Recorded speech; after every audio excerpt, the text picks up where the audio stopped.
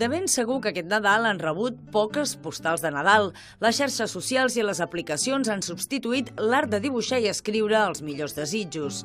Tanmateix, a Cal Pal es pot descobrir una col·lecció de postals entre versos de poetes i obres d'art. Són de la col·lecció de l'empresari català Joan Ríos Masanell, que fa més de 20 anys que fa de les postals de Nadal tota una efemèride, perquè cadascuna és una dedicatòria a l'esperit d'unes festes que poetes de temps enllà han recollit amb la seva ploma, com el mateix Ramon Llull, pare de les lletres catalanes, que el 1300 escrivia sobre el desig d'haver conegut el nounat, o Verdaguer, que amb la seva poètica relata el gran miracle.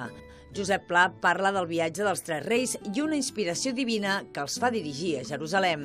Versos d'ençà, o més contemporanis, com els de Joana Raspall, que es vesteixen amb les obres d'Antoni Tàpia, Josep Maria Subirachs, Jaume Plensa o Miquel Barceló. La d'enguany es dedica a dos autors d'Andorra. Una de les imatges que ens pot resultar més familiar és aquesta pintura de Carme Massana inspirada en el pessebre d'Engordany d'Esteve Albert. És precisament ell qui posa text a aquesta postal de Nadal. La tradició suma prop de 25 anys felicitant les festes i un bon any, amb el desig que iniciatives com aquesta pervisquin d'any en any.